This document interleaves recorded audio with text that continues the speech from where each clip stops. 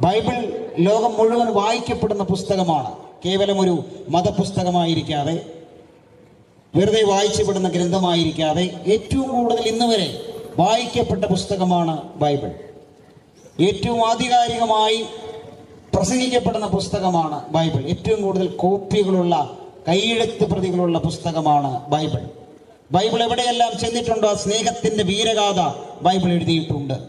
മനുഷ്യനെ മാറ്റം വരുത്തിയിട്ടുണ്ട്, സംസ്കാരങ്ങളെ സ്വാധീനിച്ചിട്ടുണ്ട്, ജനതകളെ സ്വാധീനിച്ചിട്ടുണ്ട്, വ്യക്തികളെ രൂപാന്തരപ്പെടുത്തിയിട്ടുണ്ട്, ദേശങ്ങൾക്ക് മാറ്റം വരുത്തിയിട്ടുണ്ട്, രാജ്യങ്ങളെ സ്വാധീനിച്ചിട്ടുണ്ട്. ബൈബിൾ കേവലം ഒരു പുസ്തകമായിരിക്കാതെ സ്നേഹത്തിന്റെ പ്രഭ വിതറുന്ന, വെളിച്ചം വിതറുന്ന ഒരു പുസ്തകമായി ബൈബിൾ ഇന്നും നിലനിൽക്കുന്നു. ഒരുപാട് ആളുകൾ ബൈബിൾ നശിപ്പിക്കുവാൻ ശ്രമിച്ചിട്ടുണ്ട്, ബൈബിൾ ഇല്ലാതെയാക്കുവാൻ ശ്രമിച്ചിട്ടുണ്ട്.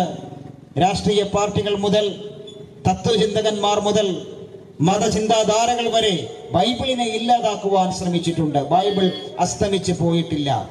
ഇന്നും ഏറ്റവും കൂടുതൽ വായിക്കപ്പെടുന്ന പുസ്തകമായി ബൈബിൾ നിലനിൽക്കുന്നു.